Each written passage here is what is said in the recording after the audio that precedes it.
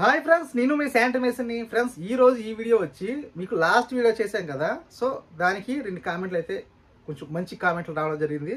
So మీకు ఆ కామెంట్కి సమాధానంగా మంచి ఇన్ఫర్మేషన్ అయితే ఉంటుందన్నమాట. సో వీడియో చేస్తే అందరికీ ఉపయోగపడుతుందని ఈ వీడియో అయితే చేస్తున్నాను.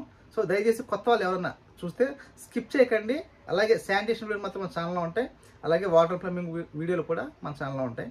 కొత్త వాళ్ళు ఎవరైనా చూస్తే సబ్స్క్రైబ్ చేసుకోండి. అలాగే ఈ వీడియో తప్పకుండా మీరు లైక్ చేయండి. గట్టిగా లైక్ చేస్తే యూట్యూబ్ అనేది రికమెండేషన్ కొంచెం ఎక్కువగా చేయడం జరుగుతుంది అనమాట.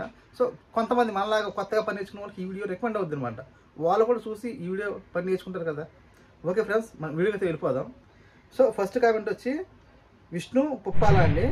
సో అన్న, ఐఎమ్ ఫ్రమ్ రాజమండ్రి.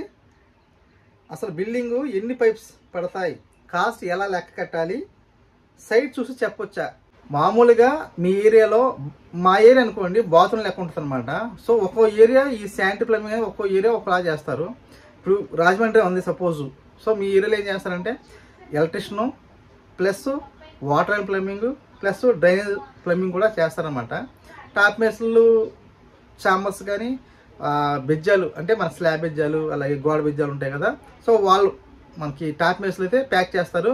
సో ఏలూరులో మీకు ఇతర నేను చాలాసార్లు చెప్పాను, ఇక్కడ శానిటరీ మేస్త్రి పని ఒప్పుకున్నాడంటే ఇక వేరే టాప్ మేస్త్రి కానీ ఎవరు కూడా ఇంకా దానిలో ఒక్క చిన్న పని కూడా చేయరు అనమాట.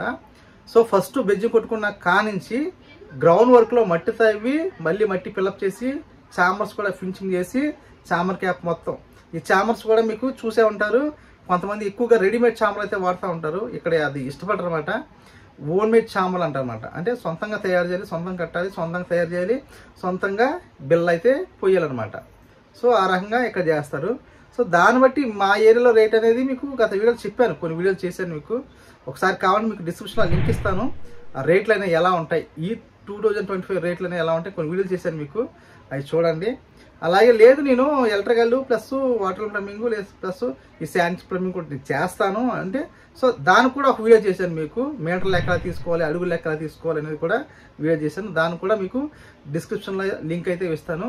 ఎలా లెక్క కొట్టచ్చు అన్నారు. సో అసలు మీరు ఎన్ని పైపులు పెడితే ఏంటనేది ఇక్కడ ఒకటి గుర్తుంచుకొని చాలా మంది చిన్న పొరపాట్లు చేస్తారు. చిన్నగా చాలా పెద్ద పొరపాటు ఇది. ఈ మధ్యకాలంలో మనం ఒక సైట్కి వెళ్ళిన తర్వాత పాయింట్లు అనేది అంటే అసలు వాళ్ళకి ఎక్కడెక్కడ ఏ అవసరాలు కావాలి అనేది మనం ఫస్ట్ తెలుసుకోవాలి. తెలుసుకొని కొంచెం టైం అయితే కేటాయించాలి నిదానంగా. ఇక్కడ అంటే మనం కంగారు పడకూడదు. వాళ్ళకి ఎక్కడెక్కడైతే పాయింట్లు కావాలో ముందు మనం డిసైడ్ అవ్వాలి. సో ఇంతేనా ఇంకేమైనా కావాలని 10 సార్లు అడగాలి. వాళ్ళు ఇచ్చిన పాయింట్ని మనం బేస్ చేసుకొని పని రేటు ఒప్పుకున్నాక ఏమవుతుందంటే ఈ మధ్యకాలంలో ఇంతవరకు వేరు. ఇంతవరకు ఒక వర్కర్ వెళ్ళి అది ఏం చేస్తే అదే పని. వాటర్లో నీళ్ళు వచ్చేస్తున్నాయిగా, రైట్ పైపులో నీళ్ళు వచ్చేస్తున్నాయిగా, పొలాలు తిరుగుతున్నాయిగా, ఇదే. సో ఇప్పుడు అలా కాదు, చాలా మారింది. మెయింటెనెన్స్ అనేది పెరిగినాయి, అవసరాలు కూడా పెరిగినాయి అనమాట. సో మనిషికి ఏంటంటే కొంచెం లగ్జరీ లైఫ్ అనేది అందరికీ కూడా ఇప్పుడు ఏంటంటే మధ్యతరగతులకు కూడా లగ్జరీ లైఫ్ అనేది కొంచెం లగ్జరీగా ఉండాలి, పాయింట్లు ఎక్కువ కావాలి. ఇంతవరకు ఏముంది, ఎక్కడో మీసాని మూల తొట్టు దగ్గర ఒక ట్యాప్ పెడితే చాలు, అక్కడే అన్ని అంటలు దొంగకుండా బట్టలు కూడా చేసుకున్నాం. ఇప్పుడు అలా కాదు, వాషింగ్ మిషన్ పాయింట్ కావాలి, అది మెట్ల దగ్గర కావాలా, లేదా ఉత్తరం పక్క మన బయట పక్క గ్రౌండ్లో ఎక్కడ బట్టలు వేసుకుంటాకి ఒక ప్లేస్లో కావాలా. కొంతమంది రకాలుగా ఉంటుంది. కొంతమంది అంటే గ్రౌండ్ ఫ్లోర్లోనే అంటే నేల మీద దండి పెట్టుకొని వేసుకుంటారు. కొంతమంది వచ్చి ఇక్కడ వద్దు, నాకు మెట్ల పక్కన నాకు వాషింగ్ మిషన్ కావాలి, అక్కడ వద్దుకొని నేను పైకి వెళ్ళి ఆరేసుకుంటాను. ఇలా ఉంటే అవన్నీ తెలుసుకోవాలి. ఎప్పుడు కూడా వాళ్ళే వివరంగా అడగాలి, 1-2 సార్లు వివరంగా అడగాలి. మనం అన్ని చాలా చోట్ల చేస్తూ ఉంటాం కదా, వాళ్ళకు కూడా కొన్ని టిప్స్ అది ఇస్తూ ఉంటే వాళ్ళు. సో ఫస్ట్ ఎప్పుడు కూడా ఓనర్కి వర్కర్కి ఈ పాయింట్లు అనేది కరెక్ట్గా ఒక ఒప్పందం రావాలి. ఈ పాయింట్ అప్పుడు మనం పైపులు ఎలా పడుతున్నాయి, అక్కడ సెప్టిక్ ట్యాంక్ ఎలా ఉంది, సో ఎన్ని మీటర్ల పైపులు పడుతున్నాయి అంటే మనం అడుగులు లెక్క ఉంటాయి కదా, ఎస్డబ్ల్యూ పైపులు కానీ ఎన్ని చాంబర్లు పడుతున్నాయి. సో అనేది మాకైతే ఏంటంటే బాత్రూమ్ లెక్క, ఎన్ని బాత్రూమ్లు అయితే ఇన్ని 10లని 12లని ఇంకా పెరగవచ్చు, సైట్ చిన్నదైతే తగ్గొచ్చు. నేను సైట్ ప్రకారం కూడా మీకు రేట్లు చెప్పా. అంటే 50 గజాల సైట్కి గవర్నమెంట్ సైట్లు ఉన్నాయి కదా, అవి ఎంత, లేదా సెంటున్నర సైట్లు ఉన్నాయి వాటికి ఎంత, 100 గజాల సైట్లకి ఎంత, 200 గజాల సైట్లకి ఎంత. సో ఈ పని ఎవరు అనేది మీకు దాంట్లో చాలా క్లారిటీగా చెప్పాను ఆ వీడియోలో. అందుకే దయచేసి డిస్క్రిప్షన్లో వీడియో లింక్ ఇస్తాను మీకు, అది చూడండి. చూస్తే మీకు ఒక క్లారిటీ వస్తుంది ఇటువంటి వాళ్ళకి. ఓకే ఫ్రెండ్స్, మీకు క్లారిటీగా సమాధానం ఇచ్చేది అనుకుంటున్నాను. నెక్స్ట్, సో సుభాష్ కుల్లిపాక ఆయన అన్న గ్రౌండ్ ఫ్లోర్లో ఎస్డబ్ల్యూ పైపు లేక గమ్స్ పైపు, ఏది better? Okay, thank you bro. నువ్వు ఇచ్చిన కామెంట్ చాలా మంది కూడా ఉపయోగపడుతుంది అనమాట. ఇది చెప్తాను. ఎస్టబ్ల్యూఆర్ పైపులు అనేవి అవుట్లైన్ అంటే ఓపెన్ పైపులు అనేది ఒక క్వాలిటీ ఉంటాయి, గ్రౌండ్ ఒక పైపులు అనేది ఒక క్వాలిటీ ఉంటాయి. మీరు రీసెంట్గా చూస్తూ ఉంటారు, నేను గ్రౌండ్ పైపులు బ్రౌన్ కలర్ పైపులు వాడతాను అనమాట. అంటే ఫోమ్ కోర్ పైపులు అంటారు అవి. సో కొంతమంది అంటే ఇప్పుడు ఎలా ఉంటుందంటే ఓనర్ యొక్క ఆర్థిక పరిస్థితి ఒకలాగా ఉంటుంది కదా, ఒక్కొక్కరిది ఒక విధంగా ఉంటుంది అనమాట. గ్రౌండ్లో వైట్ కలర్ పైపులు అంటే అవుట్ సైడ్ మనం పైపులు వేస్తాం కదా, ఓపెన్ పైపులు, అవి మనం వైట్ పైపులు అయితే యూజ్ చేస్తాం. ఆ పైపులు మరి వాడచ్చా అంటే వాడచ్చు. ఆ వాటర్ గారి యొక్క ఆర్థిక పరిస్థితి నేను ఏ తేగలనంటే చేయాలి, తప్పదు.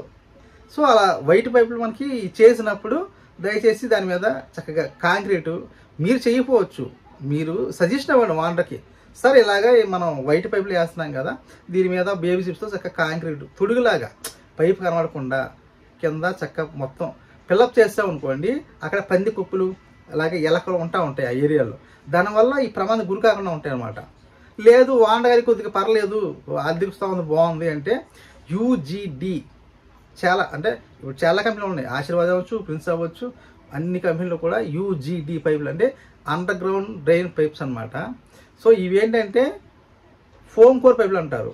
వీటికి ఏంటంటే లోన ఫోమ్ కోర్ వస్తుంది, బయట కూడా ఫోమ్ కోర్ వస్తుంది, లోన కోర్ ఉంటుంది. అంటే ఇంచుమించు ఐవరీ కలర్లో కోర్ ఉంటుంది అనమాట. వీటిని మామూలుగా ఓపెన్గా ఉన్నా కానీ ఈ పందికొక్కులు ఎలకలు వీటిని కొరకలేవు. సో ఈ గ్రౌండ్ పైప్లో ఎక్కువ కూడా ఈ రెడ్ కలర్ అదే బ్రౌన్ కలర్ పైప్ చెప్పాను కదా, ఈ యూజీడీ ఫోమ్ కోర్ పైప్ని వాడితే బెస్ట్ అనమాట. సో దీంట్లో కూడా మీకు గమ్ ఫిట్టింగ్ ఉన్నాయి, అలాగే ఎస్డబ్ల్యూఆర్ ఫిట్టింగ్ కూడా ఉన్నాయన్నమాట.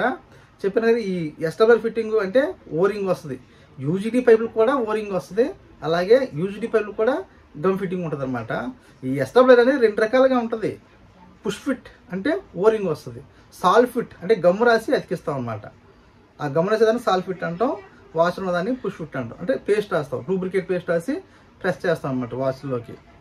సో మీకు అర్థమైంది అని అనుకుంటున్నాను. సో కొంచెం రేట్ అనేది వేరియేషన్ ఉంటుంది అనమాట. అంటే మనం గమ్ము అంటించి మామూలుగా సాల్ ఫిట్ కన్నా కూడా ఈ ఓరింగ్ పుష్ ఫిట్ అనే పైపులు కొంచెం రేట్ ఎక్కువగా ఉంటాయి.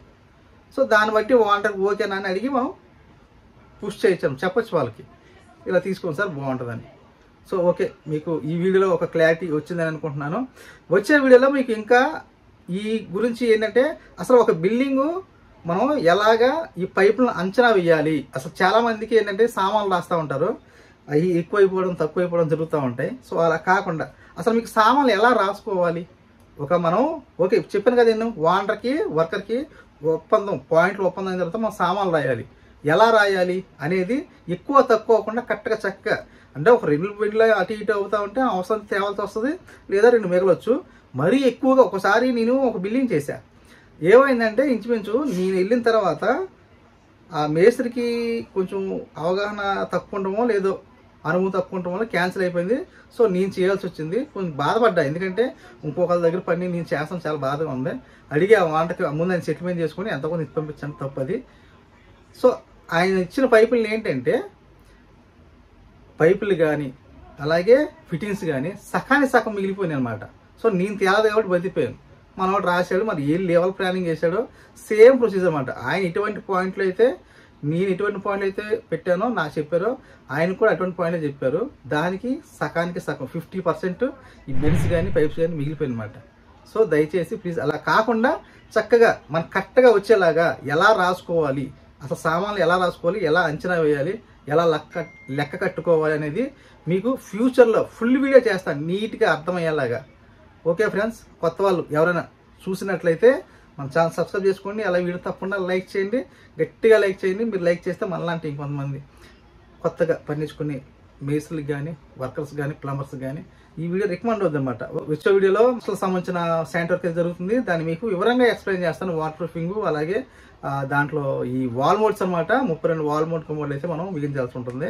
దాని గురించి కూడా మీకు ఎలా చేసాం ఏంటనేది కూడా మీకు ఒక అవగాహన వస్తుంది. అంటే హాస్టల్ వరకు ఎలా చేసుకోవాలా అని మీకు తెలుస్తుంది అనమాట. అటువంటి హాస్టల్ వరకు వచ్చినప్పుడు మీకు ఈజీగా చేసుకోవచ్చు ఆ వీడియో చూసి. ఓకే ఫ్రెండ్స్, మనం చూడగలుగుతాం.